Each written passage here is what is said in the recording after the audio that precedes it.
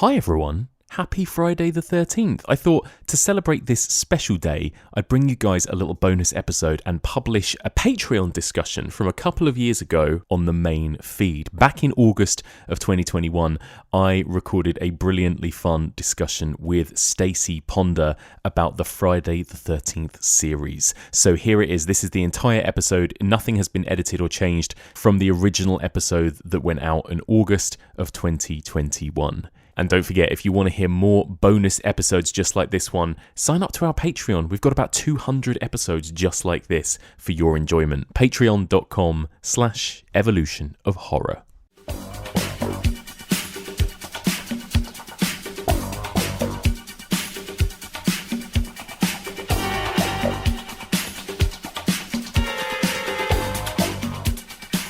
Happy Friday the 13th. Hello patrons and welcome back to another bonus episode of the Evolution of Horror.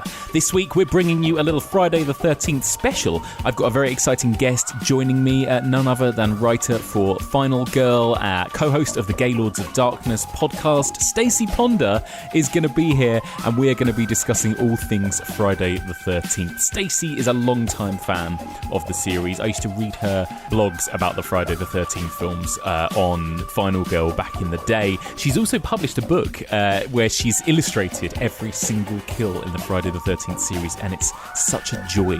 I would recommend you guys pick that up. So anyway, I wanted to get her thoughts on the whole Friday the 13th saga. So what you're about to hear is a general discussion of the whole series. We don't really spoil anything. We go through each of the Friday the 13th movies from 1 through to, 12, 13, however many there are, and discuss our thoughts on each, and then we count down our top 5 at the end. So please enjoy our discussion about all things Friday the 13th.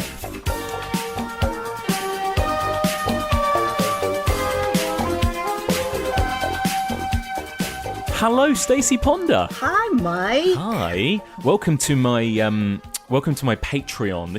It's like we've gone through this is the exclusive VIP lounge, you know? You're on the other side of the velvet rope here, you know? Yeah, bottle service and everything. Yeah, exactly. I feel real cool now. I'm part of the cool gang. Yeah. And, you know, what? Nothing classier to talk about than the movies we're going to talk about as well, right? Happy Friday the 13th, by the way. Oh, yeah. Yeah, it is. Ooh, chilling. Chilling. Do you revisit the Friday the 13th movies often, or are you kind of done with them? What's your sort of history with them? Oh, I feel like I should be done with them, but I just can't seem to leave it alone. And just like it's this series is kind of like herpes for me. It's just always with you. It's always with me. It'll kind of go away for a little while, but then it just flares up. Yes. And I just have to watch one or talk about it or something. I just really love this stupid series. It's so great, isn't it? I bought myself a sort of multi-region Blu-ray player, basically so that I could buy that Friday the 13th box set, because we couldn't get it over here, and I was like, God damn it, I can't not have that. It's just too beautiful. Yeah, it's an incredible set. Yeah. It's really, I mean, if you're a Friday fan, it's worth the investment for sure. So tell me, when did you first, I know for a lot of people, Friday the 13th is often people's sort of early or sort of almost entry-level franchise, right? Like, I certainly found it was one of the first things that I discovered and got into when I was getting into horror. But what about you? Do you remember when you first discovered Friday the 13th? Oh, yeah. Well, as a swamp hag, as an ancient crusty swamp hag, yeah, like most everybody, I discovered these when I was a kid, but it was like first run. Oh, that's cool. So yeah, because my parents were really into horror movies, and they just didn't ever bother getting a babysitter, so they would just take me with them. So I, like, the earliest one I remember seeing is part 2, and I remember seeing that at the drive-in with my parents. Oh, wow. That's so cool, in a drive-in as well. That's amazing. Yeah, it's perfect. It's perfect. Oh, my God. And did you love it? Were you terrified? How young were you at that point? I was pretty young. Yeah, yeah. Probably too young. Because I've talked to my mom about it, and I'm like, did you guys think about that? Like, they drew the line at George Romero zombie movies. They were fair like, enough. That's a step too far. But if this person is just stabbing someone, stabbing someone is one thing, but eating the person is quite another. Oh, it's fine. It's fine. I know. I mean, in a way, it kind of is, though, isn't it? Like, I saw a lot of slasher movies when I was very young, and I think there's something about them tonally that probably isn't as disturbing or frightening as, you know, maybe a Romero movie or something slightly more nihilistic than that. Do you know what I mean? Yeah. I think it's a very grounded, for the most part, kind of scare. Yeah. And because slashers are generally aimed at teenagers, I think they really just appeal to younger viewers in general. That's it. I think, you know, apart from all the stabbing, it almost feels like they are made for kids in a way, you know, particularly for teenagers. But it does feel like something that, if you can handle the gore, you probably love Friday the 13th movies when you're about 10, 11 years old or something. Yeah. And if you're like me, you refuse to let go. Yes. But I will say that, like, at this point, new slasher movies don't really appeal to me at all. Yes. I just tend to ignore them. But give me the 80s slashers, and I am there. Yeah, what's really interesting is you can see, and we'll probably talk about this as we go, but you can see, can't you, even across the evolution of the Friday the 13th movies, the way in which horror and slasher movies sort of change through the 80s even from the early 80s to the late 80s. Do you know what I mean? That sort of, there's something very unique, isn't there, about particularly the early 80s slashers, it feels like, from sort of 80 to 83 or whatever. Yeah, you know? I would say 80 to 83 is probably the heyday of the genre. And then after that, they try to do new things, and sometimes it works and sometimes it doesn't. But as a subgenre, genre, whatever, they were not the box office draw that they were, and the genre itself was changing. And so a late 80s slasher or a 90s slasher, they feel so different. They really do. I was talking recently about the Halloween movies, actually, and, you know, as terrible as some of those movies are, it's kind of interesting to look at the franchise of the Halloween sequels, and you can almost look at them as a sort of way of tracking slashers, can't you? You've got, like, the very kind of stripped down, sort of bare bones, sort of tense slasher movie that is the first one, that is actually relatively low on gore and violence and everything, obviously. And then suddenly when you get to Halloween 2, it's almost like we're in a post Friday the 13th kind of world, right? And everything is a little bit amped up, it's a little bit gorier. And then you go to the late 80s and it all gets a bit kind of crazy and over the top and supernatural and everything. And then you've got the sort of, you know, H2O, which feels so much in the sort of postmodern 90s era, and then the bro horror era where you've got the Rob Zombie Halloween movies, and now you've got this kind of Blumhouse movement, and it's almost like Halloween, you know, sequels are like little stepping stones through slasher movies almost. Yeah, they're markers of wherever the genre as a whole is. Yeah. And Friday the 13th feels like it almost does that in a smaller, more contained way, where you've got, like, from part 6 onwards, it's kind of like, oh, well, slashers are getting kind of a bit supernatural now at this point, and you know what I mean? Yeah. Well, it's also like, oh, God, this is the 9th one. Like, what can we do? Audiences aren't really, they want more than just like, oh, wow, a new group of counselors goes to the camp. Yeah, that's it. That's it. Because and actually, they hold off pretty far before they finally take Jason to space, because Hellraiser was doing that by, like, part 4. So they waited until part 10. Yeah, so. It's not bad, is it? It's not bad. Let me ask you a bit about Jason as well as a character. I remember you. I can't remember if this was something you posted on Twitter or something you talked about on the podcast, but I remember you saying that you found that Michael Myers in the new Halloween movies felt like they'd made him more into Jason than what Michael kind of used to be. What do you see as being the sort of main differences, I suppose, between a character like Jason Voorhees and then, you know, Michael Myers? Wow. I mean, I always feel like when people talk about slasher movies, the general consensus is that Halloween started it. Yeah. Even though you could get real technical and be like, well, Black Christmas or Day of Blood or like whatever. I think you'll find. Yeah. But Halloween is generally agreed on. But then Friday the 13th came along and completely changed while kind of sticking to the basic formula, Friday the 13th changed the genre with its explicit violence. Yes. And so I just feel like Friday the 13th is like the trashy version of Halloween. It's explicit, it's graphic, it's going to put the kills and the gore right in your face. And to me, that wasn't Halloween ever. Halloween, the original one, Michael killed whoever was in his way, like of achieving his goal. Mm-hmm. And he was content to just stand by a hedge and look menacingly, or stand by the laundry and look at people. It's true. It's like when he waits outside that school and the kid bumps into him, he doesn't kill them. He just kind of taps them on the shoulder and sends them on the way, right? Whereas, you might not imagine Jason doing that, I suppose. Yeah, Jason kills people, like, which part is it? Part 3, where he kills the couple that owns the grocery store, and he'll just kill anybody. Yes. And to me, that's more what Blumhouse is doing. They're raising the body count. And so Michael is just running amok all over Haddonfield and killing random people, and he's brash and bold, and it's gory and super, like, he would also just stab people, and now he's like ripping their teeth out. I know, he's like sticking his fists into their heads or whatever. It's like insane, isn't it now? Yeah, and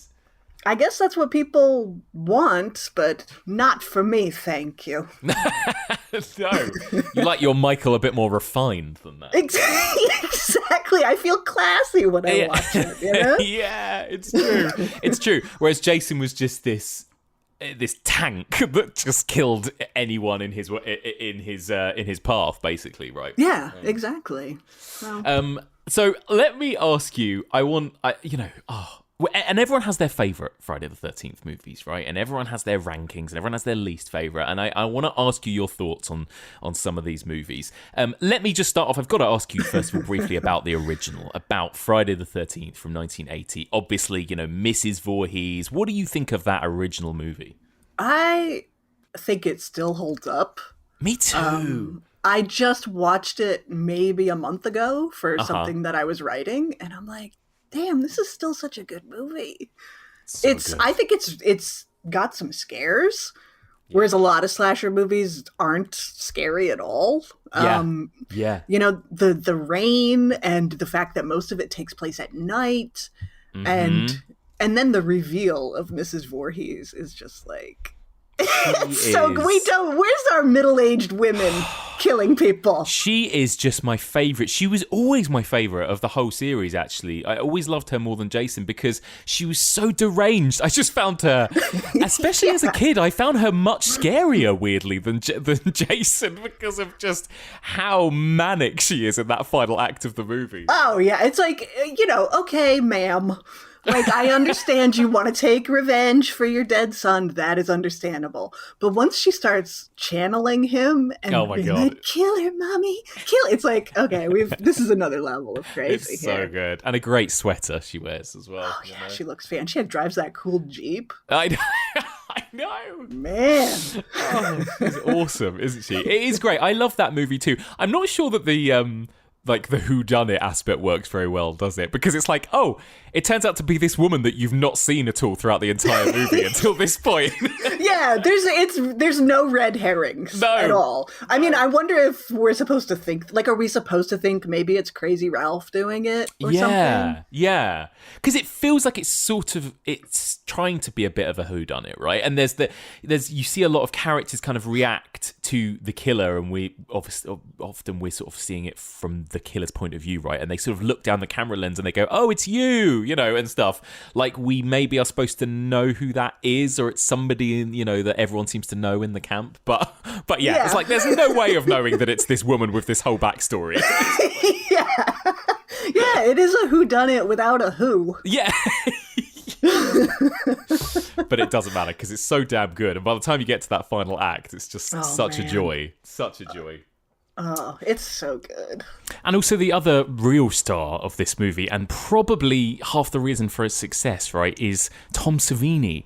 Those incredible Tom Savini practical and makeup effects in this movie. What do you think of those? Yeah, it's explicit but it just...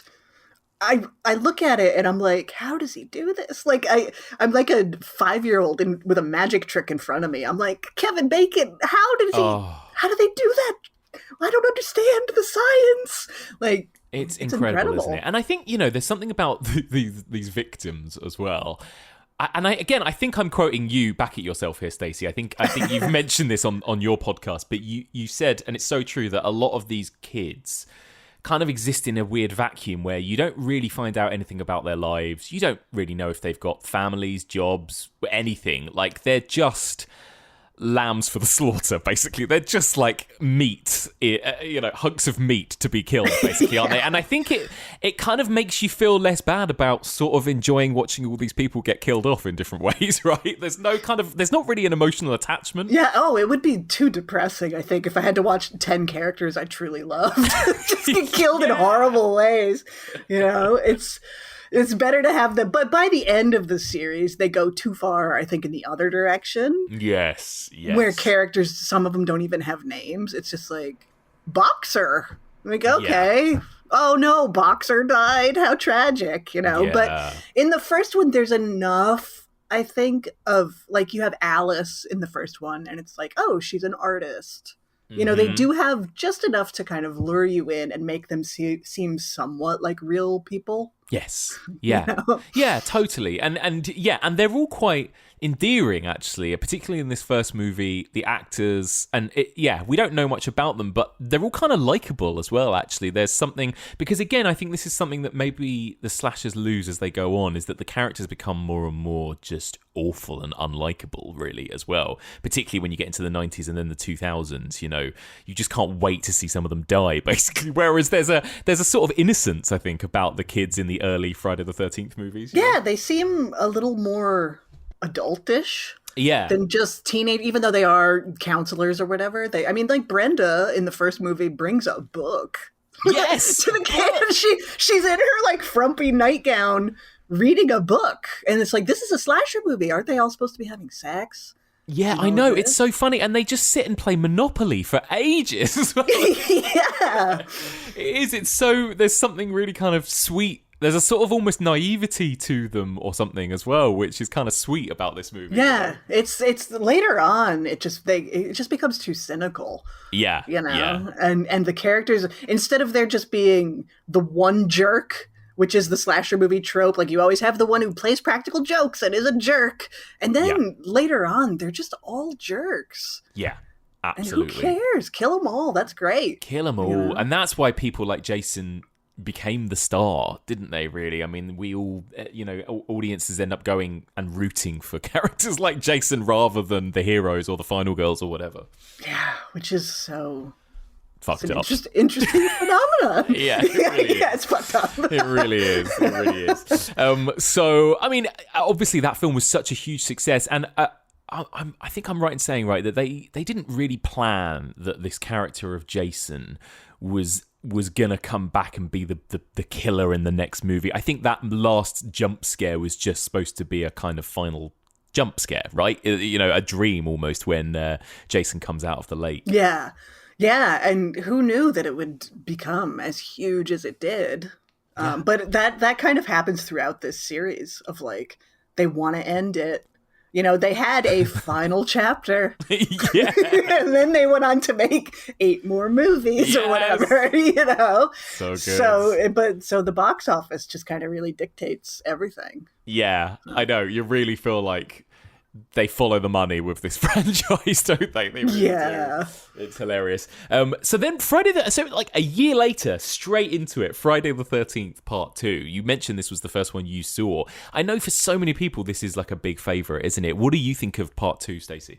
It's my favorite overall, I think. Yeah. I go back and forth between 2 and 3, but I think 2 is the best movie.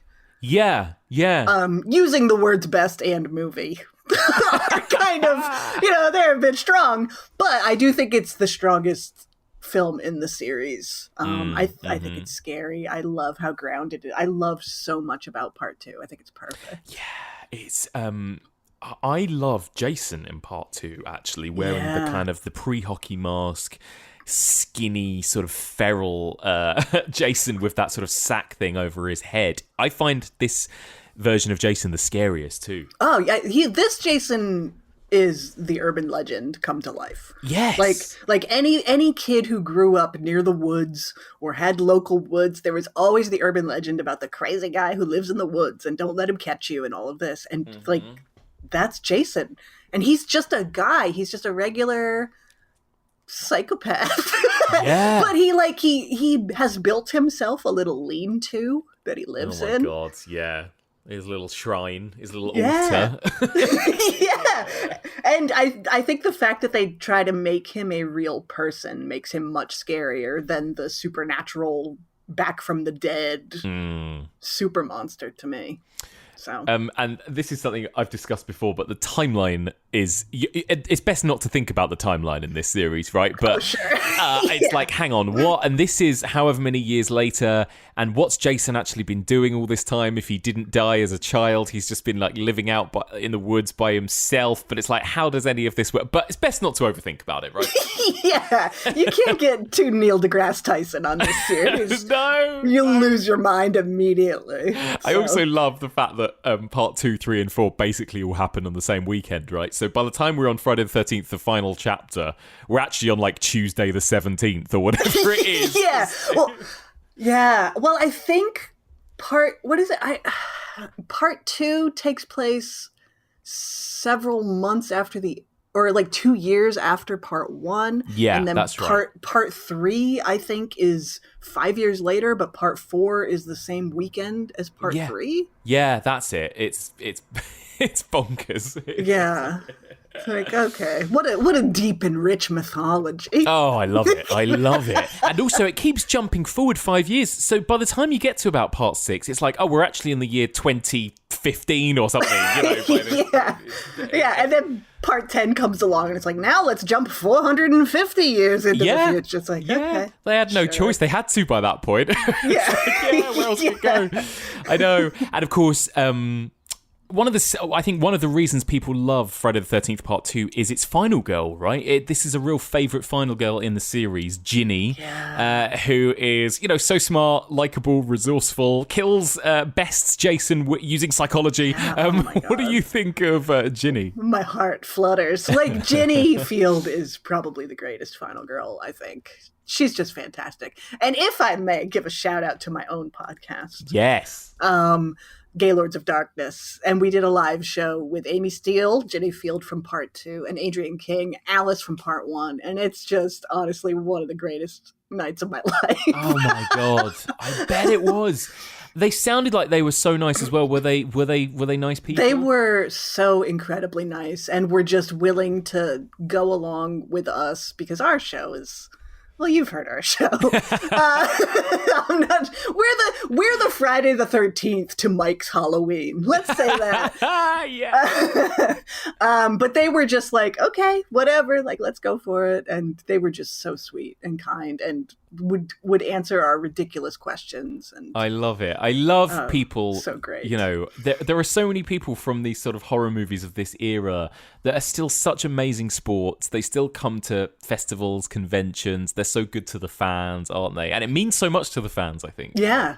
I have a book about the Friday the 13th series. Yes, it's incredible. By the way, I own a copy of it. Thank you. It's wonderful. I illustrated every death in the series from part 1 through Jason X.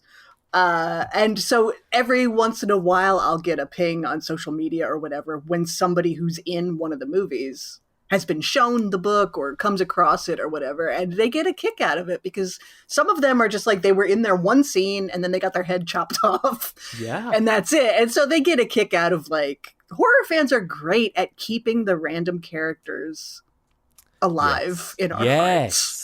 Absolutely. Keeping them close to their hearts. Yeah, it's so true.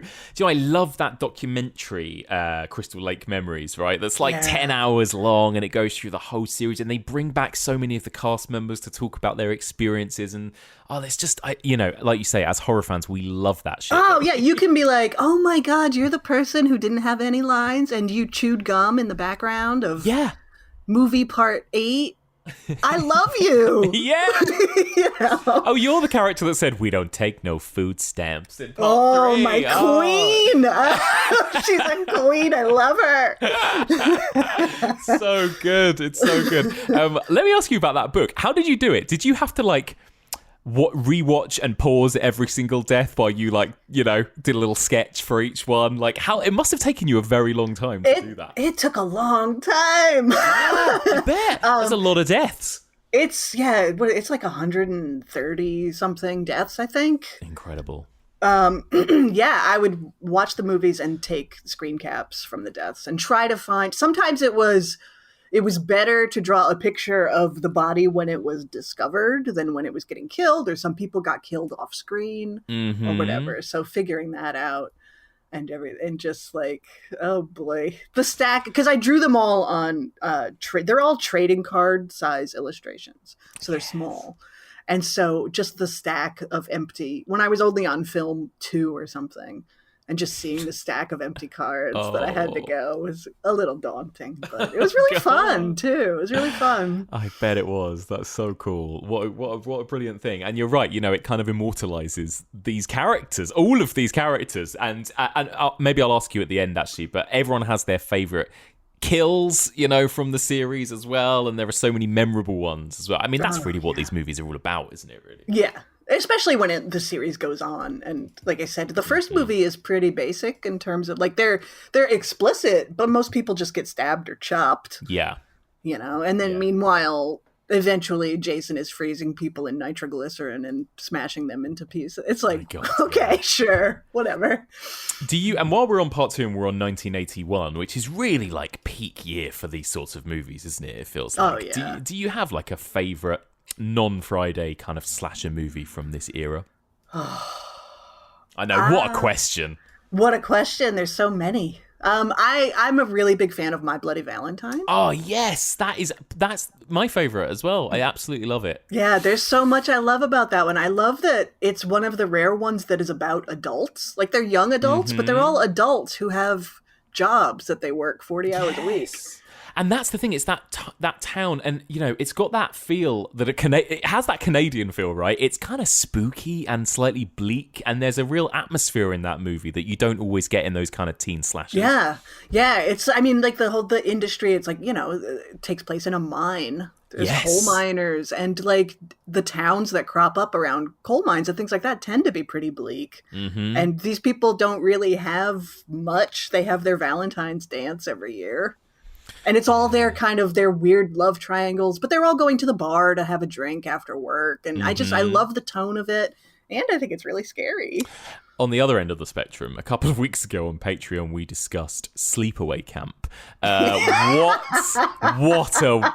a movie! What are your thoughts on Sleepaway Camp? I love Sleepaway Camp. I think it's hilarious. Oh my God, it's so funny. The characters. I mean, Judy and Meg. It's like, thank you for those characters. M-E-G, Meg. Yeah. I love that it's like unafraid to show kids just being absolute little shits. Oh my God. Well, it's one of the few summer camp movies that actually has the kids in the summer camp, right, as well? Which is quite nice. Yeah. Kids killing kids. That doesn't really happen very often. Brutal. And again, compared to just the usual kind of stabbing or slashing, these kill scenes in Sleepaway Camp where you've got, bees' nests and you've got all of the other insane things that happen in that movie as well. It's brilliant. Yeah, that one's got, I am a big fan of the sleaze factor in these things. Yeah. And that one's got a nice patina of sleaze. Oh my God, it's so much. I love that there is just a pedophile just working in that camp as well. It's just there. And all the rest of the staff are like, oh, it's just Artie being Artie, Yeah. Oh. Yeah. You have Meg is like, are you going out with the 65-year-old camp owner? Like, what's happening? Yes. What is that? I was so confused. Oh yeah, it's great, isn't it? It's such a fun movie, such a fun little era, this era, Yeah, absolutely. Some of the absolute greats. So let's move on to Friday the 13th, part 3. And one of the things I love about this is that obviously it was originally in 3D, right? But now I just watch it in 2D on my TV and I'm like, why is this guy using this yo-yo for so long? Yeah. Yeah, I love that you can tell all the moments that would have made you go, whoa! Yeah. Yeah. Like, wow, man, the camera's looking at popcorn. Yeah. Popping. Whoa! Oh, God. Yeah, part 3 is another favorite of mine, absolutely. It is. I love It's it. like a slightly sillier version of part 2, I think, isn't it? It feels very similar tonally and stylistically to. Well, I suppose they both had the same director, didn't they? Steve Miner, I think, did both 2 and 3, and they've definitely got a same sort of vibe to them as well. But there is also that weird sort of backstory, isn't there, about Chris, the final girl, being like potentially sort of sexually assaulted by Jason? Is that right? It's really strange. It's really strange that she had some kind of encounter with him Yeah. at some point, but she blacked out and doesn't really know what happened. Yes. And I don't know if it's another weird one where it's like, are they trying to cast doubt on this guy who wants to be her boyfriend? Are we bringing back a whodunit? We know whodunit now. Yeah, I know. A really interesting kind of angle that they add to this one that kind of never happens again in the rest of the series, but it's a really strange thing. Yeah. I love Chris. She's another one of horror's greatest final girls, in my opinion, and she does not get enough credit. Thank you. Oh, good shout. She is as well. She really gives it her all in that final act as well, doesn't she? She's stabbing, she's slashing, she like properly loses it. I love it. Yeah, she really gives him what for. Yeah. And I love her, but people don't like Chris because she's not very nice. Right, yeah, and there is an interesting mix in this film of kind of slightly irritating characters too. I mean, like obviously, what's the dude's name that actually brings the hockey mask? The prankster, Shelley, of course, Shelley. He seems to be a bit of a love-hate character, doesn't he? He's quite divisive, I think. Yeah. Oh, absolutely. Like I want to be rooting for Shelley. Yeah. But then when Vera's like, "I'm sorry, I'm not interested in you," and he calls her a bitch, it's like, I know. Come on, Shelley. You've got the biker gang in part 3. And I always forget that as well, that random sort of diversion that the film goes on when they go to that store and there's the bikers and like there's some weird little extra moments in this movie. Yeah, it's definitely a bizarre cast. You have like the bikers, and then you have like Chuck and Chili, the stoners. Yes. Why are they hanging out with all these people? They're like 40 and just stoned all the time. Yes. Like, what are they doing there? You know? Yeah, that's so true, isn't it? It's a really bizarre mix of characters in this one. But I agree with you. I think this one's so much fun. And Chris is such a compelling sort of central character, such a compelling final girl in this movie. Yeah. She just has a great final act, for sure. And it's still got some great kills in it. Jason is still kind of just the weird guy in the woods. Mm-hmm. And the characters are bizarre and there's some humor in it, but it's not too far in that direction. Yes.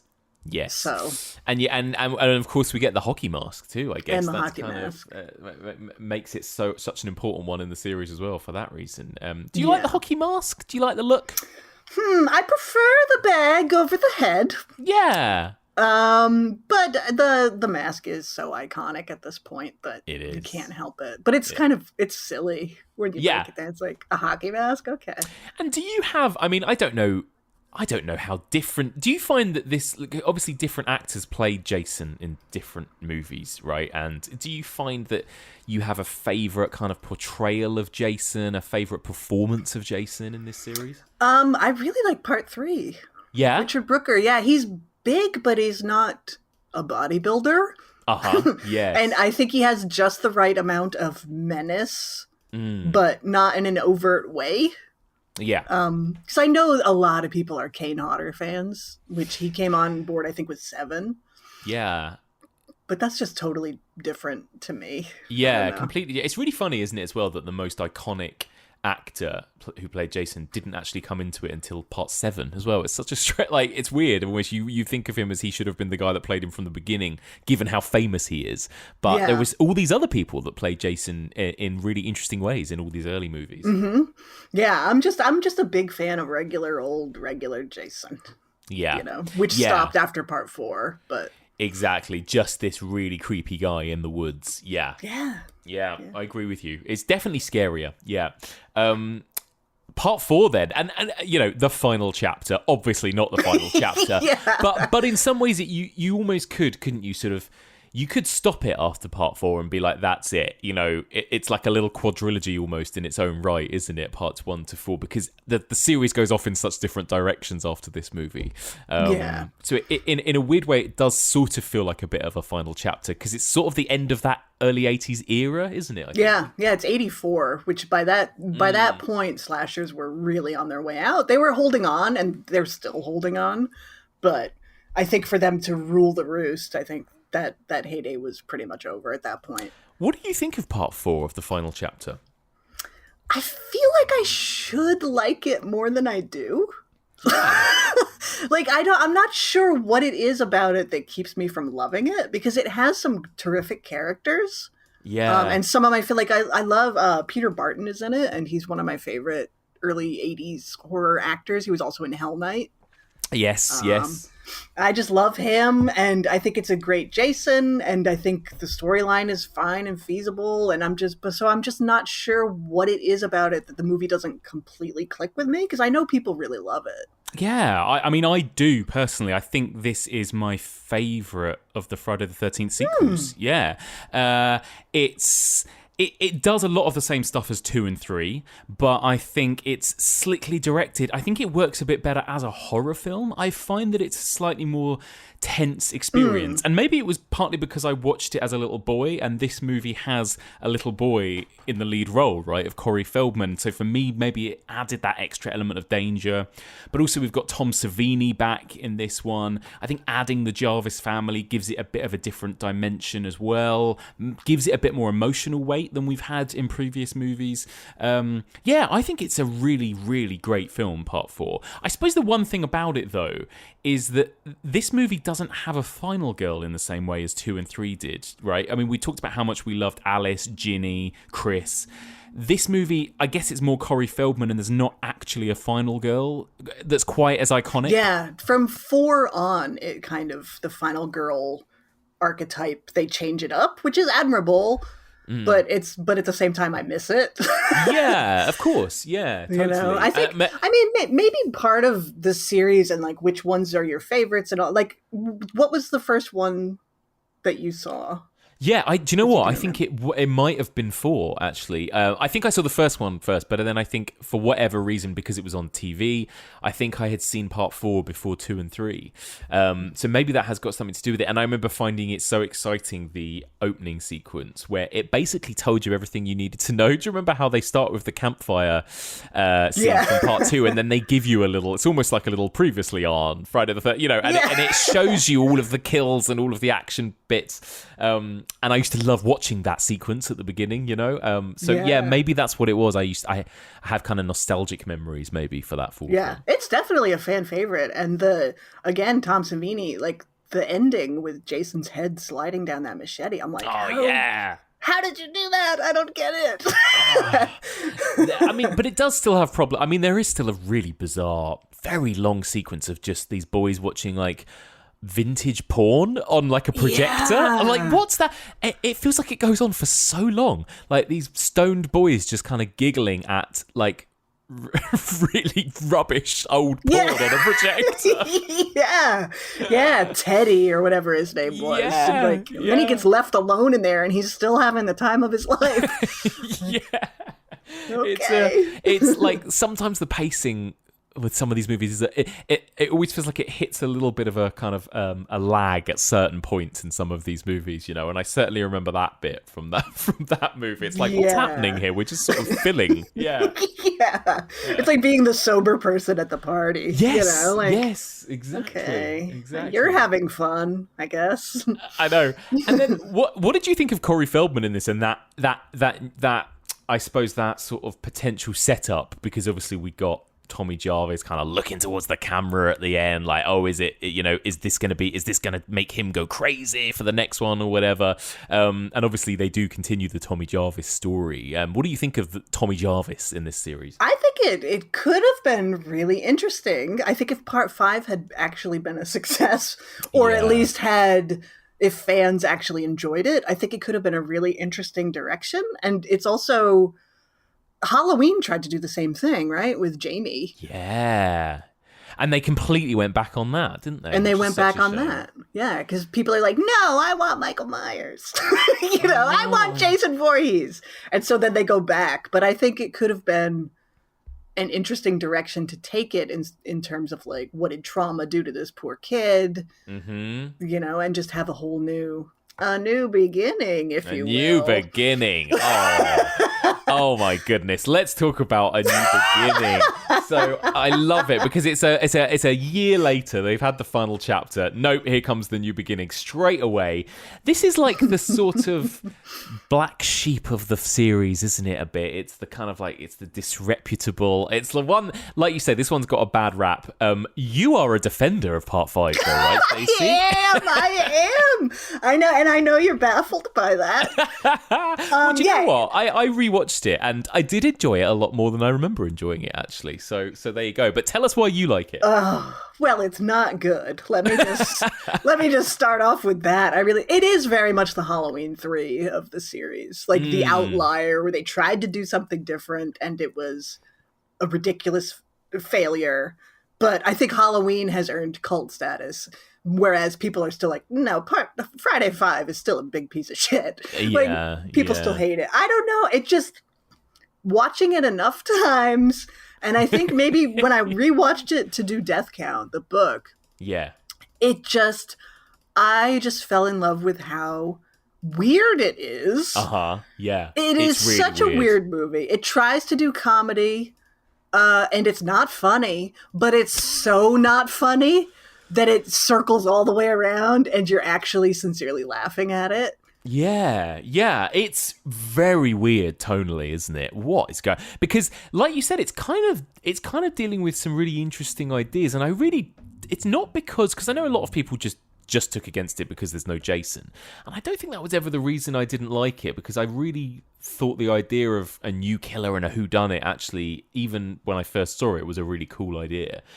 But I was just so, I don't know, the characters, the weird tonal, the weird kind of campy humor, the sort of toilet humor even. Like, it's just a really weird, it's such a strange mix in this movie, along with, this character of Tommy, and you feel like he is going to bring something new and interesting and a kind of dark, serious dynamic to this movie. But actually, they kind of end up sidelining Tommy Jarvis and kind of pushing him to the side and ignoring him for most of the movie. And then you get all of these other wacky characters instead, and it just becomes this really bizarre, I find quite jarring mix of scenes that don't really flow together very well. Yeah, they take the survivor and one of the lead characters of part 4 and kind of make him the lead character of part 5. Yeah. But all he does through the entire movie is glare and sweat.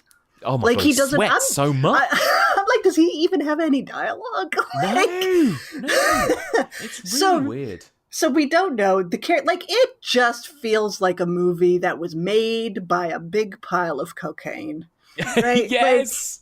A big pile of cocaine come alive. A lot of cocaine, a porn director, and a bonkers story. It's such a strange movie. Some of the random supporting characters that we cut away to, the weird chicken woman and her son, like Ethel, the dirt farmers that live next door, who's like. She's like, you big dildo! Yeah. Like, she's just like, how are you at all an actual person? Like, we've firmly entered caricature territory. Yes, and exactly. I used to hate it. I used to be a hater, and then I don't know, I fell in love with Ethel. Mm-hmm. And her stew, Ethel and her stew. I mean, her stew was even upsetting me because I was like, you're still putting raw ingredients in it when you're about to serve it up. Like, give it time. You haven't let it stewed yet as well, That was troubling me, but yeah. Yeah, it's a really nasty movie. It's got like a real mean streak. The kills are pretty brutal. The sex is fairly explicit. Yeah, you mentioned earlier you're a fan of the sleazier stuff, right? This is this is the sleaziest one so far in the series, isn't it? Yeah, absolutely. It's the one that it kind of evolves indicates maybe a positive direction. I don't know, but it's a different step from any of the Fridays that we've seen before. It just ramps everything up. The body count is the highest. It is, isn't it? And I think is it still the highest in the whole series, part 5? It's one of the highest. I think 10. I think 10 Jason might be X the maybe. highest. Yeah. But of the classics, it does have the highest body count, doesn't it? Yeah, and it is like there's plenty of carnage to enjoy. That's for sure. There is, and I love the little kid. What's his name? The Reggie the Reckless. Oh, love Reggie. Yeah, yeah. I love a lot of the characters in this movie. Yeah, Reggie and his brother Demon. I know you're a big fan of the outhouse murder sequence. Oh my god! Yeah, what is that? That's the main memory. That's the main memory I had of this movie. I hadn't seen it in about 10 years, and I was like, I know there's a guy who eats a burrito and then gets the shits and then gets killed on the. Yeah, and listen, I am not a big toilet humor fan. I mean, this is literal toilet humor, but like I'm not like Eli Roth starts busting out diarrhea jokes in the Green Inferno. I'm just like, come on, can we not? But there is something so genuinely strange about this sequence where it's like those damn enchiladas, and then he has to run for the outhouse and he's diarrheaing, we can assume, and his girlfriend is like, let's sing a song together. Yes. While you're sitting there, it's just so weird. It's so weird. You're right. It's cocaine is the only way to explain this movie, isn't it? It's so true. And I've got to admit, when I rewatched it this week, I did laugh a lot. I enjoyed it a hell of a lot more than I remember enjoying it, just because it's so strange and so ridiculous. Yeah. So maybe, like you said, you watch it more and more. Maybe it's a movie that just grows on you. Maybe we all need to give part 5 a chance. Yeah, I think if you watch it enough times, you'll get some kind of Stockholm syndrome with it. Your immune system will be low and it'll just attack. And then the next thing you know, you're me, having to defend it from rational people. Yeah, exactly. And also, I've been watching the Hellraiser sequels, and I think maybe in comparison to that, I watch Friday the 13th Part 5 and go, oh, this is like Citizen Kane, right? It's a masterpiece. Oh my god! Because the one thing about this film is that it's so fun. It doesn't take itself seriously. It's silly and it knows it's silly. The thing I'm finding unbearable currently about the Hellraiser sequels, just to go off on a tangent, is they are so serious. That Part 5 and 6, where they're trying to be these kind of grizzled detective procedural movies, and they've got that sort of horrible kind of early 2000s kind of look to them, like Dimension Extreme kind of look to them, and they're just so sort of boring because of that. Yeah, like part 3, I guess it is, where it's like, so the guy turns into a CD player? Yeah, basically. brilliant. Like, this is your scary, like, the first Hellraiser especially seems so naughty, I'd say we described it as it feels like a horror film for grown-ups compared to your average slasher franchise, right? Like we said earlier about how you can kind of enjoy Friday the 13th when you're a kid. I was talking to my friend Becky, who was on the podcast with me, and she said she saw Hellraiser as a kid and she found it too much. Like, it was too sexy, too sleazy, too weird, You've got to be an adult to get that movie. Yeah, it's very scandalous. Like, it's, slasher movie sex is very basic, right? It's like two people get topless and hump each other. Whatever. For about 30 seconds max. 30 seconds. Yeah. Hellraiser is where you're getting into the kinky shit. And it's like... God. Too young, and it's like I don't understand what's happening. I don't know my feelings either, because it's like there's something kind of really sort of quite sexy about Julia and Frank in the first one, even though they're these sort of really scary, horrible characters, and there's something kind of grimy about it, but exciting, and it's all of that. Hellraiser is brilliant. I think it's a masterpiece, the first Hellraiser. But what the hell happened after that? I don't know. Then the Cenobites just all become Inspector Gadget, and just this one's a toaster, this one's a CD player, like, okay, whatever, I guess. And you know what, I even didn't mind part 3, and because part 3 it has that kind of Friday the 13th Part 5 kind of campy element to it, where why is this guy wearing kind of like mesh sort of speedos while he's murdering people? Why has that person got a CD in their head? And it's kind of, at least it's stupid enough that you can kind of enjoy it. But yeah, some of these later ones, they play themselves dead straight, and it's like they're trying to be kind of Lost Highway or Jacob's Ladder or something, and they're just so terrible at the same time, you know? Yeah. Well, they're terrible movies that a lot of them weren't intended to be Hellraiser movies. Right, exactly. So it's like you have a terrible, subpar, mediocre horror movie, and then at the end, Pinhead shows up and is like, "I'm still here." Yeah, like, exactly. Okay, sure. And they feel a bit like, I don't know if you've seen all the Saw movies, all the Saw sequels, but it gets into that territory where it's just like, oh, another really boring white cop, kind of grizzled, horrible cop who's our sort of hero in this, and it can't really tell him apart from the previous white, horrible, grizzled cop, you know, in the previous movie. It's like, it's all like that, you know? Yeah. Not good. Yeah. But anyway, and this is the thing. So Friday the 13th Part 5, I was like, what a great time this is in comparison. Yeah, no kidding. Give me enchilada fun. Diarrhea over that other stuff. And so we get again, I mean, Friday the 13th, they need to work on the whole whodunit aspect, because once again, what is this? What is this like mystery? But the killer turning out to be Roy, the paramedic. Roy the paramedic. At least Mrs. Voorhees in the first one, she has some dialogue and can explain her motivations. In part 5, all of it, like, the person who's been killing everybody dies. The mask splits open and you see the face. And I am sure every single person in the audience was like, who the hell's that? Yeah, who the fuck's that? Exactly. Yeah, and so true. The filmmakers knew that. And so the only way they could remedy our feelings of confusion and who is that? They have a shot of Roy's wallet and he's carrying a picture of himself. Yeah. So we see that picture and then we're like, oh, it was that guy from the first 5 minutes, I guess. Okay. It's such a shame. Why didn't they think to do the whole, you know, killer monologue like they did with Mrs. Voorhees? Maybe the actor who played Roy wasn't up to it. Who knows? But like, it was, it feels like a missed opportunity that we then had to have it all explained to us through like newspaper clippings and stuff like that. Yeah. Afterwards. Yeah. Because it completely parallels the plot from the first film, right? Like he's killing these kids to avenge the death of his son, just like Mrs. Voorhees did. Yeah. But then they just gave him the short shrift. They were like, well, doesn't everybody carry a picture of themselves in their wallet? So funny. And also the thing, and I think somebody pointed it out in the Crystal Lake Memories doc, but the fact that then they show the newspaper clippings and there's an article about Jason and there is like what looks like a police mugshot of Jason Voorhees in his mask, and it's like, who took that picture?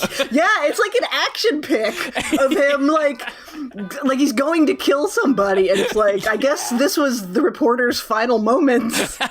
Yeah. Somehow her footage survived. It's like the Blair Witch.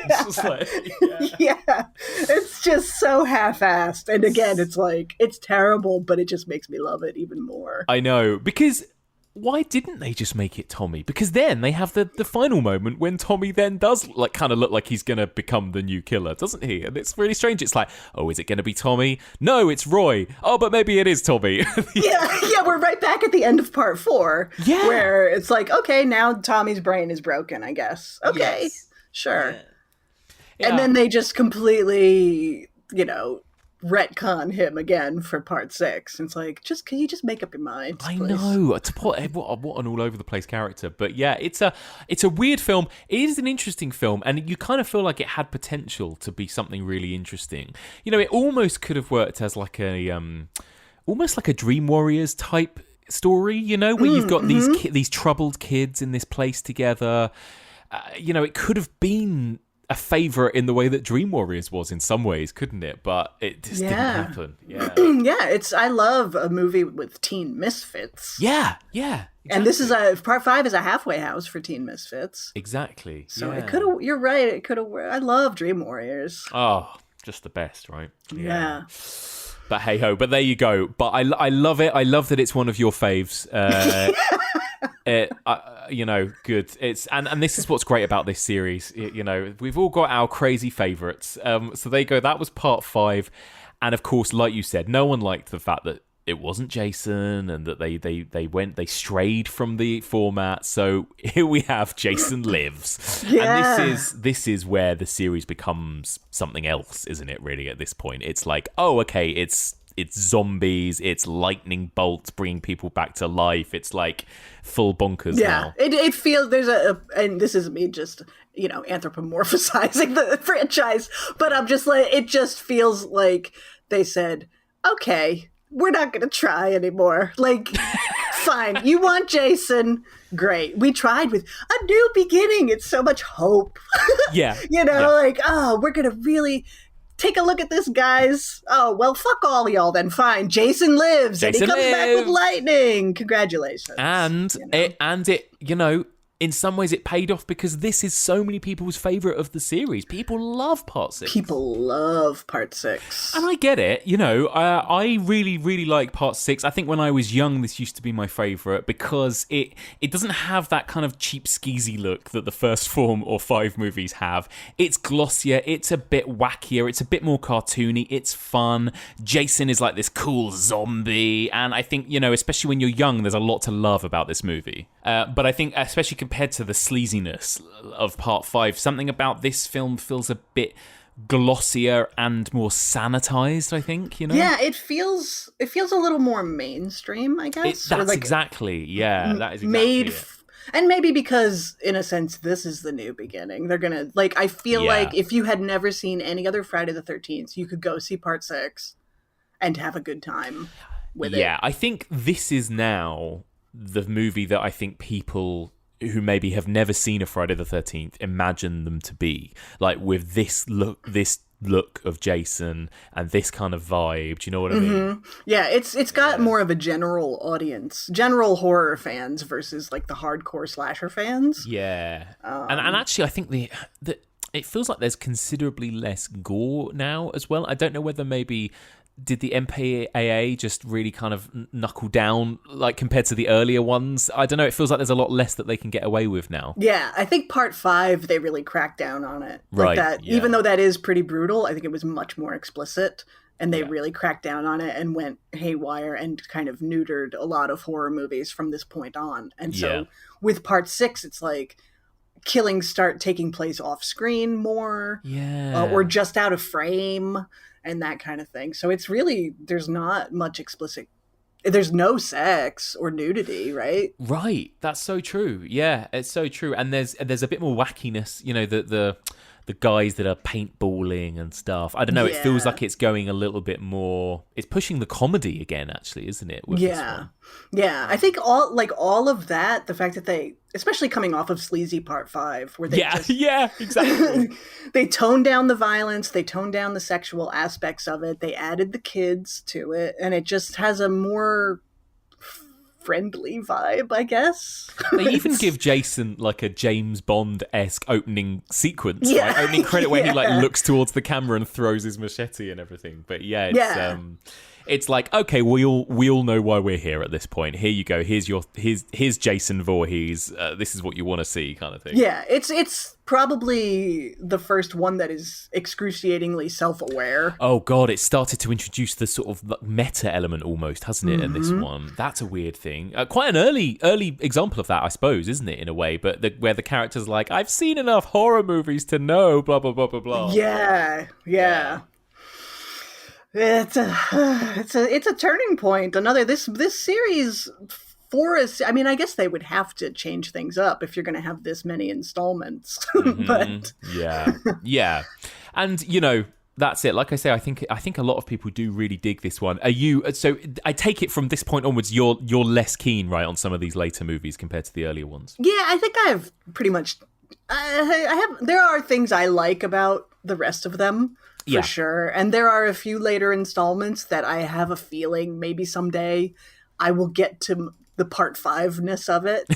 Yeah. And I'll have a turning point myself where I'm like, oh, wait, no, I love part 9. I see that in my future. Yeah. But I think where I was as a horror fan at the time, I think I was just tapped out of slashers.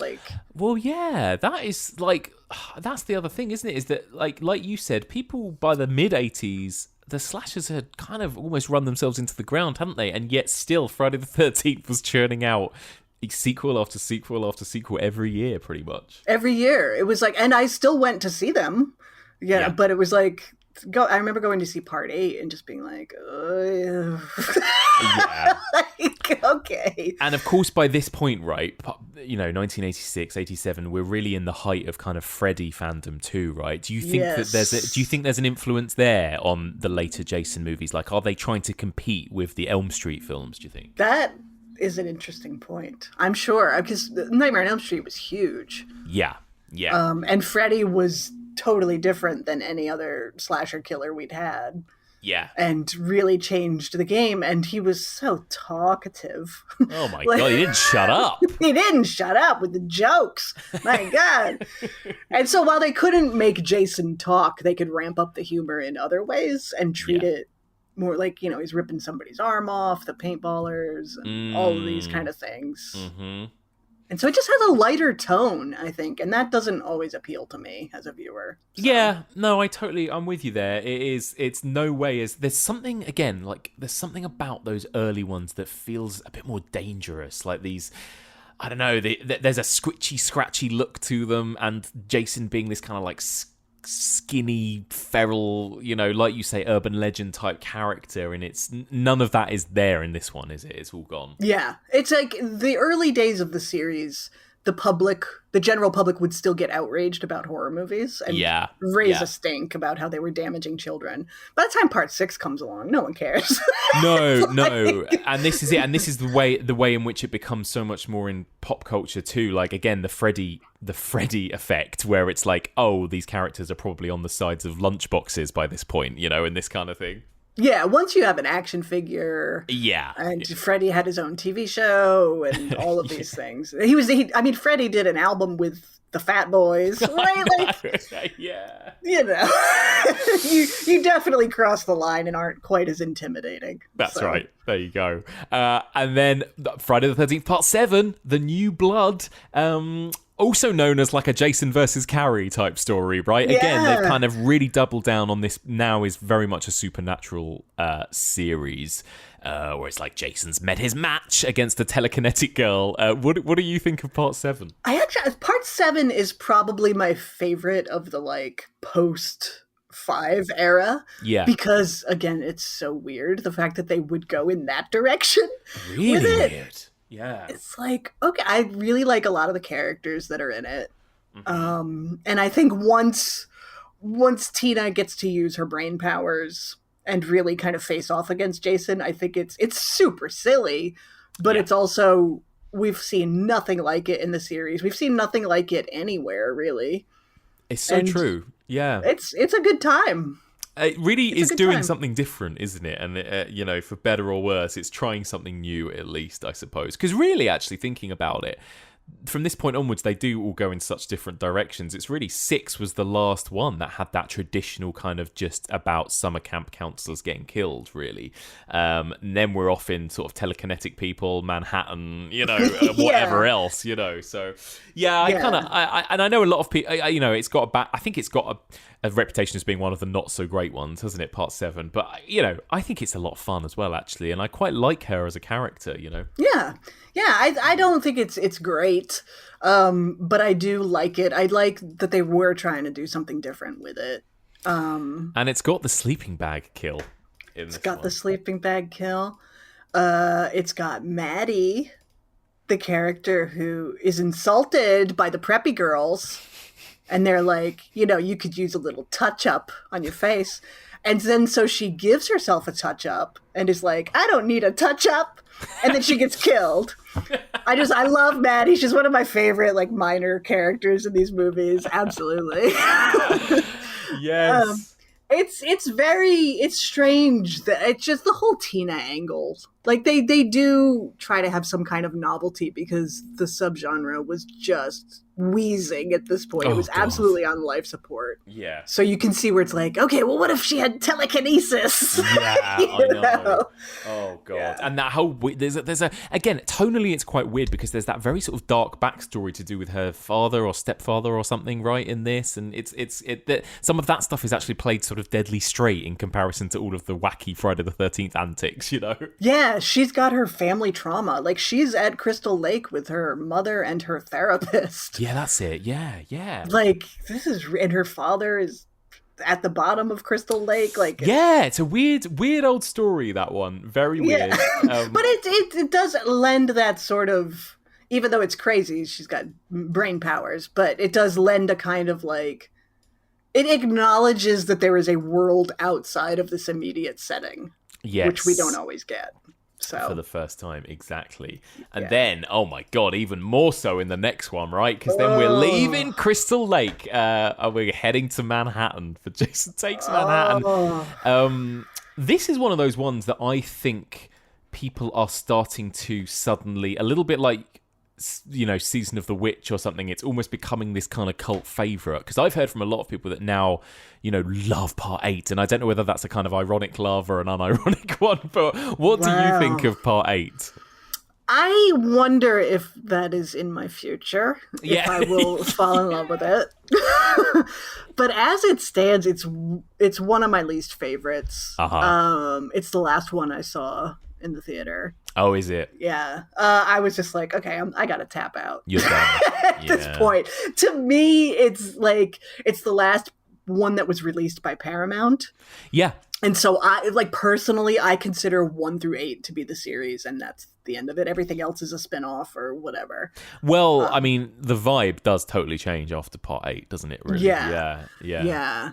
But Part 8, I mean, even setting aside the whole, I was promised Manhattan. Yeah, where's Manhattan? Where's my Manhattan, please? Yeah. Setting that aside, like, it's a very mean movie. Right, yeah. There's a real sadistic streak to Jason that we haven't seen before. Yeah, And I find it unsettling in a not good way. So. Yeah, and I kind of enjoy the final, whatever it is, 7 minutes that's actually in Manhattan. I think some of those moments are really fun and funny when he punches the guy's head off on the roof of that building. Amazing. But you're right, there's the bulk of the film that takes place on that sort of boat with those kids is not as fun as you want it to be and a bit bleak. Yeah, he likes to, there's almost a torture element to some of it. Yeah. Instead of just killing them and leaving or whatever, he kind of toys with them and plays with them a little before he kills them. Or like, he likes to see, we're seeing the characters suffer, which we haven't seen before. Yeah. Really. That's another really interesting thing, isn't it, about these movies, and I suppose slashers in general compared to, you know, your sort of torture porn type movies. I suppose that's the difference, isn't it? Is that the kills for the most part in these films they're over pretty quick, aren't they? They're sort of quick and painless, even though they're brutal. Yeah, we're not lingering on their trauma. Yeah, for the most part, but in this one we kind of do, and it's a boat full of teenagers. It's just kind of like I don't know. Yeah, it's true. It's and you know, it has some fun moments, like I say, like the punching at the end and everything, and him just like walking around the streets of Manhattan is quite fun. But it's a shame that is very, very little of the actual movie. Yeah, it's Jason Takes a Boat Ride. Jason Takes a Boat Ride, exactly. The Jason Cruise, yeah. And like you say, that was the last Paramount movie, wasn't it? And it really feels like that's sort of the end of that sort of era. We're at the end of the 80s as well, 1989, and it really does kind of feel like that sort of end of an era of the Friday the 13th world, because it goes so radically different, doesn't it, really, from this point onwards. I mean, how is Part 9 related? You know, it's just... Yeah. I mean, what the hell is this? Part 9, Jason Goes to Hell, the final Friday. And I have to admit, I haven't had time to rewatch this one, and this movie is a distant memory for me, because it's not been one that I've revisited much. But I mainly remember that Jason dies at the beginning, and then he kind of body jumps, right? He sort of possesses different people, is that right? Yeah, there's like a black, slimy, phallic-looking thing. Yeah. Yeah. That people in, like, the coroner eats Jason's heart and then is infested with Jasonitis. And he goes around killing people, and then the black phallus thing starts body jumping from people to people, and there's a bounty hunter after Jason, but the Voorhees family can only be killed with a magic dagger. It's like, what is happening? What happened to the middle-aged woman who just, like, was sad? You know? She was just sad in her sweater, and now she has to be killed with a sacred knife. Yeah, it is. Oh, what the hell? It's very weird, isn't it? I guess, again, kudos for doing something different, but it's not, I mean, it just doesn't feel like a Friday the 13th movie, does it? That's the thing. Yeah. And people hated part 5 when we have this one out there. At least part 5 was the same thing. It just wasn't Jason. I know, people don't actually seem to talk as disparagingly about this one as they do part 5, do they? But this one is really all over the place. Yeah. I think because this one has... Jason Goes to Hell is really graphically explicit. It's like... Right. After the last few entries that weren't, then this one comes raging back with, like, a crazy sex scene where somebody gets cut in half. And, like, especially the unrated version of it is just... There's a lot of gore and a lot of sex. Yeah. So maybe and also, I guess at the time it was one of the only slashers really in a bit of, we've talked about this a lot on this podcast, the early 90s being a bit of a dead zone for the genre, right? Yeah. Obviously there were a few big hitters, Oscar-winning horror movies like Misery and Silence of the Lambs, but in terms of the hardcore genre stuff that we got so much of in the 80s, there wasn't much going on, was there, in the early 90s? Yeah, it was Scream really, revitalized slashers and just revitalized horror, I think. In general for audiences. So this one, I think the fact that there was an unrated version that came out on, home video was really everywhere. Things were going direct to video, so we could have the unrated version that was out there. Yes, exactly. And I think a certain strain of horror fans really popped a lot of boners at the end when Freddy's glove showed up. Oh, of course, yeah. So this was obviously, like we said, this is the first movie made by New Line Cinema, right, rather than Paramount, which meant that it's like the Marvelization of these horror films, isn't it? Where at this point, oh great, we own both Jason and Freddy, so we can cross them over. And we had that little Freddy cameo, didn't we, right at the end there? Yeah. So, and all of those franchises were in pretty dire straits at this point, weren't they? Around, Freddy's Dead, The Final Nightmare, boy. Halloween, what was it, 6, The Curse of Michael Myers. Like, they had just run themselves into the ground, hadn't they, by this point? Dreadful. I can't, a lot of them, especially the Nightmare films, I hadn't seen during the later ones during the first run. I hadn't seen them because I was just burnt out at that point. And going back now, it's like people who saw them when they were 12 or 13 or whatever, I get it. Yes. But going back to watch Freddy's Dead for the first time... It's a bad movie. Yeah, when you're like a whole ass adult. Oh. It's just Have you covered the whole Nightmare series? No, actually. We've done one. We've done the good ones. We've done 1, 3 and New Nightmare. Oh, and 2. 1, 2, 3 and New Nightmare. Yeah. It's 4, 5 and 6 that I can't face going back to, because that was they're really, really, particularly those 3 really felt like they were just like more like MTV music videos than horror films, or something, or like Pepsi commercials and not horror films, Once Freddy turns into a motorcycle. I know. Or when he jumps into the Nintendo, power glove thing, Oh. Yeah, when he turns a victim into a meatball and puts him on a pizza, it's like... What am I supposed to feel? What am I supposed to feel? Exactly. Like, what has happened to that? What happened? That's a whole other conversation. But my God. And so that was kind of it for a while, wasn't it, for Jason? Jason Goes to Hell. I guess that was designed to be the last one, given that it was called Jason Goes to Hell, the final Friday. And for the best, and for the best part of a decade, that was the case. But then we're in the 2000s now for Jason X, as we mentioned earlier. This is Jason in Space, and again, this movie does have its fans, but what do you think of this one? Oh man, I had long given up on Fridays. And I remember a dear friend of mine, bought like a bootleg copy of it in Chinatown, Amazing. and he watched it and was like, he gave me the tape and he's like, you have to watch this movie. You really need to see this. And so I was like, all right, I was super pumped. And I watched it. And then I was like, that was terrible.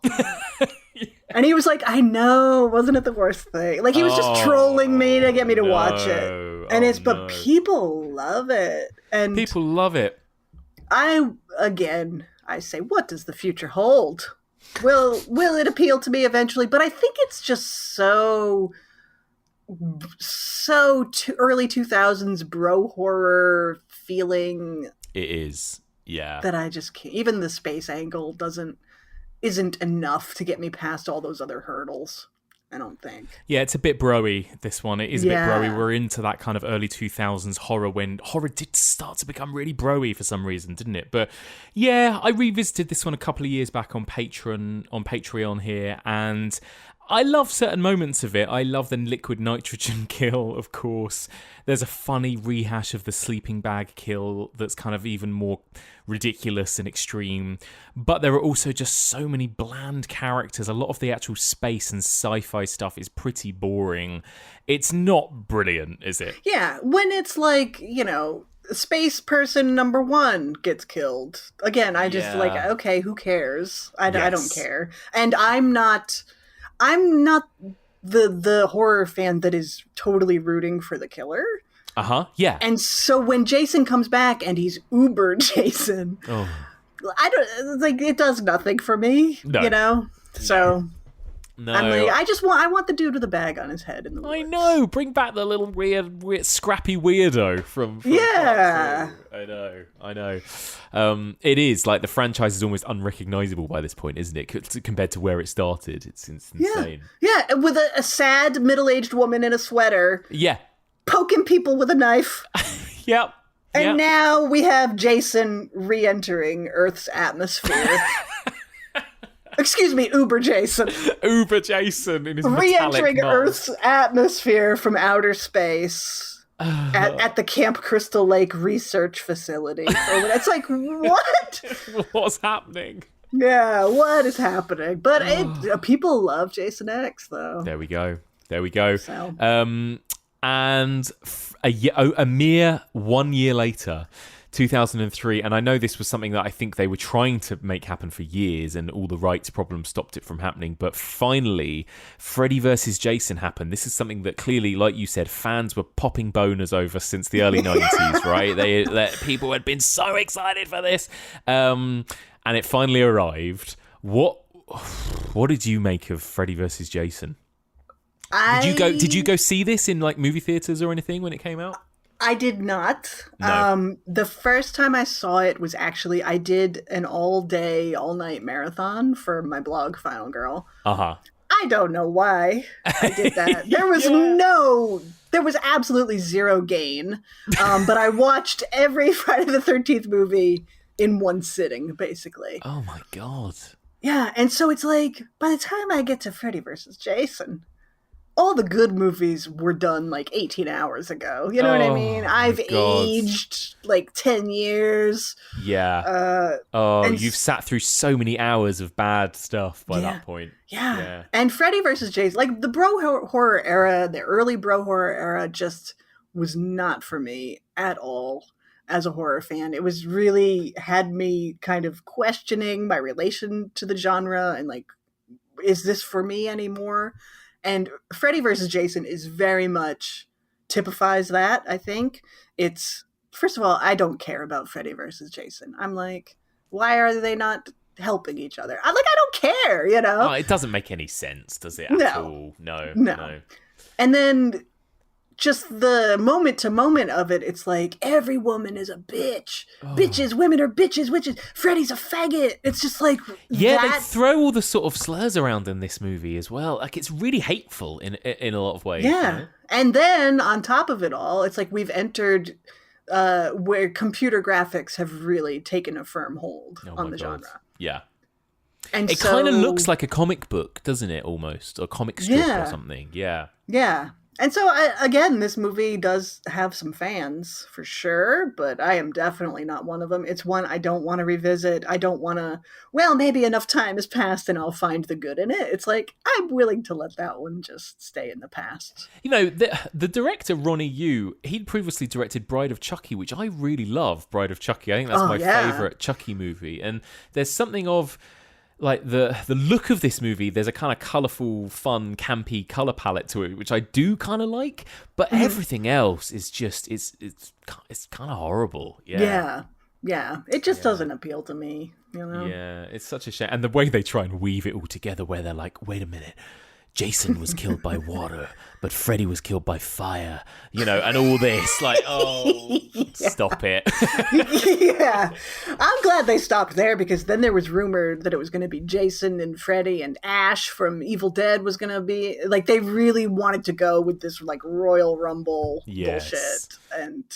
it just basically all that's happened by this point is that you've completely stripped away all the horror. Like, these are no longer horror movies, basically. Yeah. Well, I think they're aimed at a very specific kind of horror fan. Yeah. Like, they're aimed at the teenage dudes, like the young adult dudes, because for so long, the people making horror movies thought that that's all a horror audience consisted of. And it's so not true any longer. And... that's not a secret fact anymore. Like, women and minorities of all stripes have always loved horror since day one, but we were ignored. I know. And sometimes I think, are they actually the majority? I mean, this is the thing. They're the much quieter majority of horror fandom are, like you say, women, minority, queer people, you know, not this weird, like, bro group, you know, of people that these films, for some reason, all deciding to cater for it at this time. Yeah. And so I think there are still movies that are made to appeal to them, and I think that's great. Like, every horror fan deserves to have their movies. Yeah, you know? sure, yeah. And so that's fine, but I think, like, the horror movies that are coming out and that are actually going to make it to theaters, if theaters still exist, are going to appeal to more than just the bros. And do you think, you mentioned this earlier, but is this what's happened to the Halloween movies, do you think? Are they going for that sort of bro audience? Well, that's, I think, what bothered me so much about Halloween H4O. Yeah. Is that they said they were going to do something different. They promised, like, oh, this is going to be the horror of the Me Too era, et cetera, et cetera. Like, it's going to be about Laurie and blah, blah, blah. But the wrapping of all of that was a complete bro horror movie with, like, Uber Michael, basically. Yeah. So I think, like, what we were promised and what we got are two very different things. And I really hated that movie a lot. I know. Yeah, no, I totally get it. Are you gonna go and see the next one, do you think? Day one. Yeah. I said on our show, on Gaylords of Darkness, I made a proclamation, and I said the only way I am going to go see the next one is if they bring back Kyle Richards as Lindsay Wallace. And I thought they would never do it because she's not cool, you know what I mean? Yeah. But god damn it, they did it. They gave her Lindsay Wallace bangs. And now it's like, that's the reason I'm going to go see this movie. I know I'm going to hate it. I know she's going to get killed in a horrible way. Oh, she will. Yeah. She will, but I have to be there day one for Kyle. Oh my God, that's brilliant. That's brilliant. And you're right, you know, like, so many horror fans will go see it. So many people will hate it. We'll all go see these films regardless, won't we? Like, they know they've got our money, whatever happens, basically. Yeah, they can do whatever they want. They can do whatever they want. So. And, you know, we've talked about this before when we've talked about other movies, but around this era of the 2000s, we were busy being refined and watching French cinema, Stacey, international cinema, Japanese cinema, right? There was amazing stuff out there, just maybe not from North America. Yeah, North America was, I don't know what North America was doing. Right? Yeah. Like, just not enough in any one direction to do much of anything that was really interesting. And then it just became chasing trends. Yeah, exactly. And all of that. So I think my eyes definitely turned towards other countries and what they were doing. It was a great time to it was an amazing time for me to discover international cinema at this time, like a really exciting time. And I'm sure that was partly because there didn't really feel like there were many alternatives in either UK or US cinema, actually. So Yeah. I mean, The Ring happened, the remake of The Ring, and was so different than anything I'd really seen here from American filmmakers in so long. And then it's like, oh, wait, that's a remake of something? Yeah. And then the door is open, and it's like, oh my God. I know. Oh my God, there's this whole world to discover. Yeah. So exciting. And we're still discovering those movies, right? I know you're still watching a lot of J-horror, aren't you, at the moment? Yeah, J-horror and K-horror especially. It's just like, it really got my focus right now. There's so many movies I haven't seen, and they're so fantastic. Yeah, incredible. So I guess the only movie left to discuss then is the 2009 Friday the 13th remake, which I've got to admit, I remember almost nothing about. Did you see this one, Stacie? That one I saw at a press screening. Right, yeah. And talked to the filmmakers, and that's what I was doing, press junkets and things like that. Oh, yeah. So, man, I hated it. Oh, I really hated it. I almost remember nothing about it, except I remember being quite bored. This was the Michael Bay produced, wasn't it? Platinum Dunes. Platinum Dunes. They did the most bland... I mean, like, the thing about those Platinum Dunes remakes, even beyond how hateful and offensive some of them were, they were also just so dull. Do you not think? Like, they were just so boring, all of them. Yeah, they had... Horror was in a weird place where it was like, they didn't want to be too graphic. Yeah. And like the days of the sort of late 90s slashers, where things were heavily censored and all of that, were still holding over. Yeah. And so they weren't violent. They weren't interesting. They were remaking classic films and doing nothing with them, or like coming up with these ridiculous storylines. Yeah. It's like, who is this supposed to appeal to? Yeah. Yeah, exactly. And no one. I mean, I don't think I've ever met anyone who likes this movie. Even people that love bro horror, I don't think like Friday the 13th, 2009. It was such a dud, wasn't it? It really was. The Platinum Dunes era was just... It was a low point. Yeah. Full of terror for us, because they kept threatening to remake things. Oh, God. They would remake things, and then they were like, you know what we're going to do next? We're going to do The Birds. Oh, God. Yeah, it's so true. And they made everything's kind of... I mean, I know we were talking about how, you know, there are some sleaze is good sleaze, right? But there was something sleazy in a different way about some of these Platinum Dunes ones as well. Do you know what I mean? Yeah. The misogyny was a bit much for me. Like, especially in the remake, the Friday remake, where it's just like the women are basically just blow-up dolls. The sort of Freddy versus Jason, all women are bitches kind of held over. Like, we hadn't... Maybe you'd get your strong female character. Yeah. Maybe. You'd have your one, but it was like horror still wasn't necessarily treating women as people at that point. Yeah. So, and also, but it wasn't fun either. Like it also took itself very seriously. Yeah, it took itself so seriously. And also justice for Mrs. Voorhees, who she only gets about 5 minutes of screen time, I seem to remember in the remake, right? They kind of swiftly move. It's almost like the first 3 movies in the franchise were kind of condensed down to about the opening 10 minutes, right? It's like, quickly, how do we get to adult Jason wearing the hockey mask being like Kane Hodder, basically? And it's like they have to get to that by the opening credits almost. You know? Yeah, they tried to smush the first 3 films into like 5 minutes. Yeah. And, you know, like, this is not your grandma's Friday the 13th. And it's like, but my grandma knew what was up. Yeah. Like, you know? Grandma had better taste than you. Yeah, exactly. Yeah, it's that's another one that I just don't. That's why in Death Count I stopped at Jason X, because I was like, I don't want to revisit Freddy vs. Jason or the remake. Like, I just don't. Yeah. And I think bother? I don't think we should include those 2 movies as sort of canon anyway. Yeah. Really. You have like like Freddy vs. Jason is basically a spin-off, and then you have a reboot. So yeah, exactly. They're the outliers, really. They are the outliers. So there you go. The whole spectrum we get there, don't we? Across those 10, 12 movies. And let me ask you, I won't ask you to rank them all from because there's too many to think about, but what are your so I've got a feeling I know what are going to be your favorites, but what are your, let's say, top 5 or 5 faves in this series? Uh, 2, 3, 1, Yeah. 5, Mm-hmm. maybe 7. But I'm not quite. I wouldn't say I love 7. Yeah. But I feel like loving it is in my future. Yeah.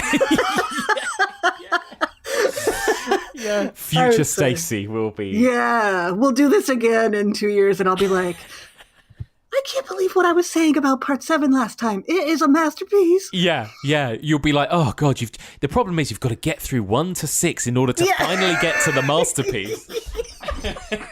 What was I thinking? Yeah. Like, my God. I know. Yeah. Yeah, for me it would be 1, 4, 2, 3, 6, maybe, I think. It would definitely be those 5 films in some kind of order. 1, 2, 3, 4, and 6. Just skipping right over it, huh? I know.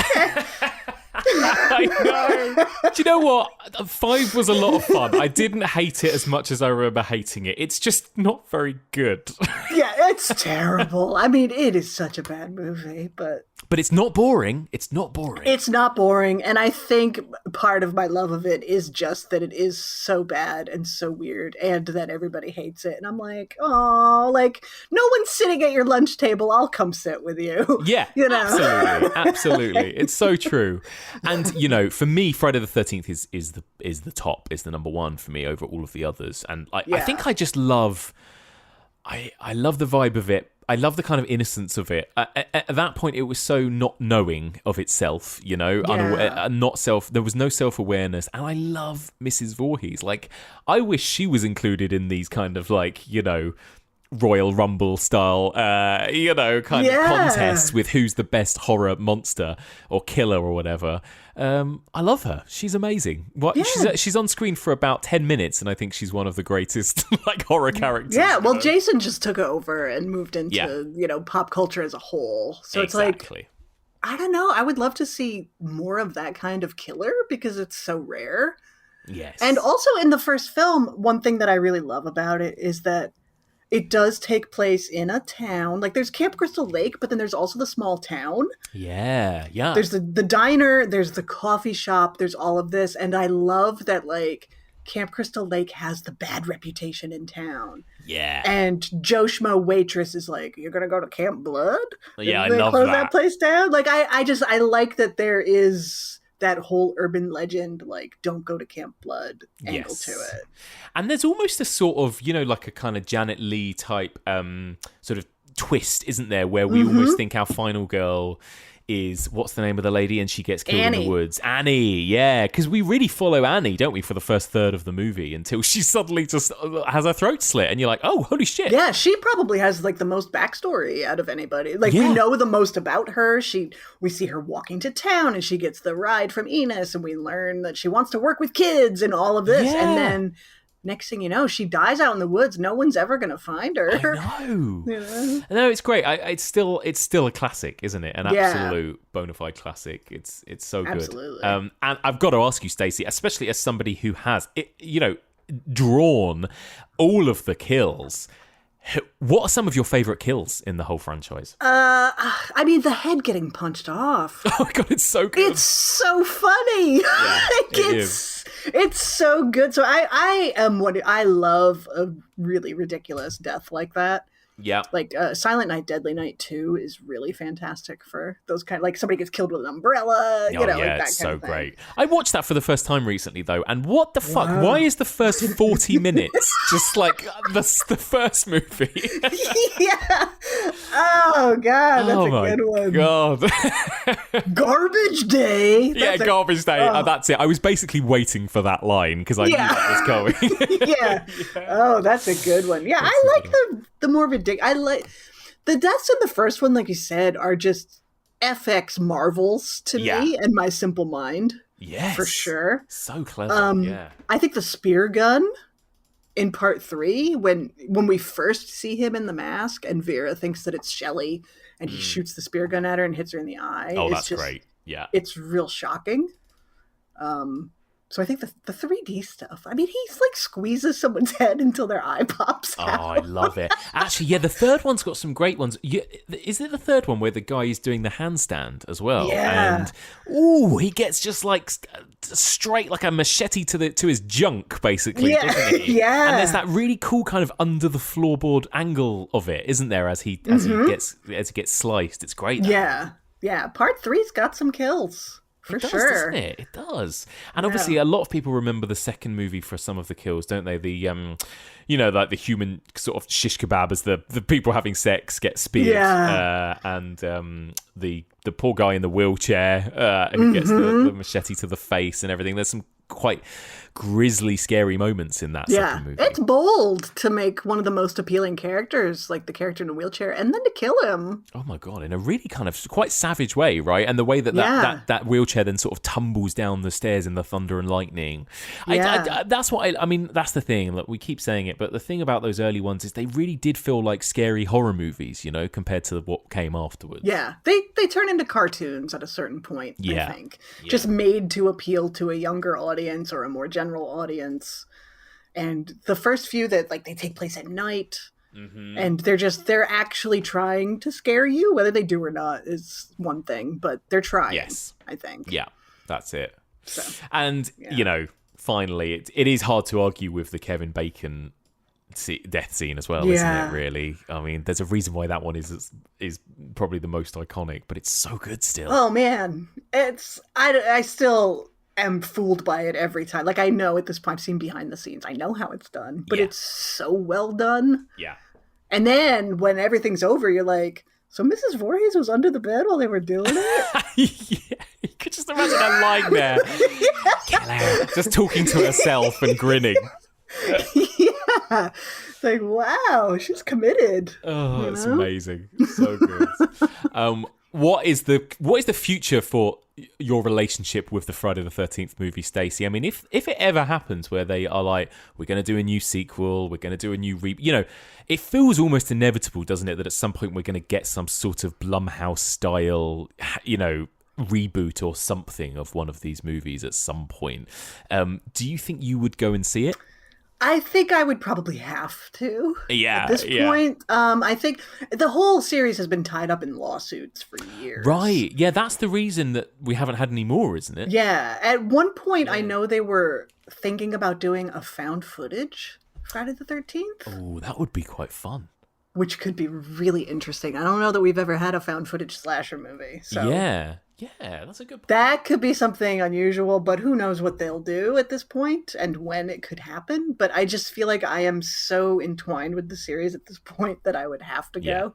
Yeah, it will be really interesting to see. And it's I do think that we are in a slightly better place for horror than we were in the 2000s, and I think if they did reboot it, it would certainly be better than the Platinum Dunes one. I think that's It's a low bar that they have to make their way over. Oh but my God, it's just one of those things where you could do something really interesting and terrifying with it. I mean, what if they got somebody like Jordan Peele or Jennifer Kent to remake one of the, to direct one of those sorts of movies, Yeah. I mean, even Ari Aster, what could he do? Oh my God. Can you imagine? It would be like Jason losing his mother and then just staring into the void for 2 hours before he just kills crying. anyone. Yeah. Yeah. We would have the moment where Mrs. Voorhees is informed that Jason drowns. That would be a 10-minute sequence. Yeah, exactly. With some terrific acting, though. Like, some actors could kill it, It would be the first Friday the 13th movie where we'd all be crying in the I mean, that's the thing. There are so many interesting horror filmmakers now, and you just think if you got the right person, not David Gordon Green, but if you got the right person to do it, it could be interesting. I mean, I remember there was do you remember people talked for a while? There were rumors that Quentin Tarantino was going to do a Friday the 13th movie, but I feel like that would not go in the right direction. I'd be like, here's Mrs. Voorhees' feet. Oh, yeah. Here's a close-up of her feet, Yeah. And Eli Roth would probably be in it as well. Yeah. Oh, God. But then what if he got diarrhea? Yeah. Okay, Eli, thank you. Eli. But I mean, if they took it back to the woods Yeah. played up the urban legend. Like, if they did something with the part 2 angle, they could make something very scary. Yeah. And very good. But they won't. No, they won't, will they? They won't. But, you know, we can dream, can't we? We can dream, yeah. You know? Oh, man. Well, there you go. Well, Stacie, thank you so much. I hope this hasn't dredged up too many, like, Nam-style flashbacks to your all-nighter. I can hear the helicopters. Yeah. No, I don't know. For so long, I didn't have these feelings about this series, or I hadn't realized that I had such a love for this franchise, this series. And then the floodgates just opened one day, and now it's like probably once a week I'm like, I love Friday the 13th. Yeah, I there's something about it, isn't there? There's something, I don't know if it's nostalgia. You know, like we said at the beginning, it's the franchise that so many of us almost grow up on in certain ways. But yeah, I'm right there with you. It's and you know, I don't know. Do you think that overall this franchise has a better? Oh, this is. I don't know if this has it got a better batting average in terms of its quality overall than, like, for example, Halloween, Elm Street, Hellraiser, Children of the Corn, you know, and some of these other franchises. To me, it absolutely does. Yeah. And even when the quality wasn't great, they were trying to do new things in the later entries that kind of, I admire the attempt, even if it wasn't successful. Yeah. I think overall, maybe because there's just so many of them too. Yes. It's surprising how good the track record is. There are a fuck ton of Children of the Corn movies. Oh my god, I know. That's the surprising one where you're like, wait, that's a franchise? It's like, I know. There's like 9 of them. That is one where I've never seen anything beyond the first. I don't think I can do it, especially not after Hellraiser. I don't know if I can do it, but no, you've got some treats waiting for you. I'll say that. Really? I'll say that. 2 and 3. It's like it took how long for Friday the 13th to go off the rails? Like, you could say part 7, definitely Jason X. Yeah. Children of the Corn, part 2, they're like, you know what? Fuck it. And part 3 especially is cuckoo crazy. Oh my god! Well, the only thing I just listened to you and Anthony talk about it on your podcast where you did part 3, and it just sounded absolutely hilarious, and insane. Yeah. It's bonkers. Those 2 and 3 are a good time. Like, they are crazy movies. And then part 4 is actually kind of good. Like, I don't know if it's good, but it has Naomi Watts and Karen Blacker in it. Oh. And it's only very loosely related to the entire Corn. Right. One of those. Mythology. The Corn universe. Yeah. So it's kind of good. I would recommend those. Oh my sure. god. Oh, don't. Now you're tempting me. I'm going to dip my toes into the Corniverse. Oh my god. We all end up in the Corniverse at some point. yeah. Oh my god. Well, there you go. Well, Stacie, thank you so much for joining me. It's been such a joy, such a pleasure. Thank you for having me. I could talk about these movies forever, for sure. And if people do want to pick up a copy of your incredible book, where can they find it? Can they get it in all the usual places? Yeah, Amazon for sure. It's on there. That's all. By all the usual places, I basically meant Amazon. So it's perfect. sad, right? I know. Every sale of death count goes towards helping Jeff Bezos realize his space dreams. So that's really why I did it. Yeah, so, it's all for a good cause. There you go. Amazing. Well, Stacie, thank you so much for joining me. Thank you for having me.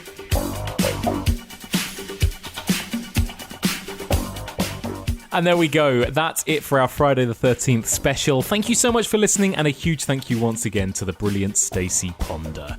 Well, there you go. We shared our thoughts on all 12 of the Friday the 13th movies. I'd love to hear from you guys. Drop us a little comment below or drop me an email, evolutionofhorror@gmail.com. Do you want to stick up for part 9? You know, Freddy versus Jason, some of those ones that we were less keen on. I would love to hear your thoughts. Please do get in touch. Thank you so much for listening. Happy Friday the 13th, and join us again soon for another bonus episode of The Evolution of Horror.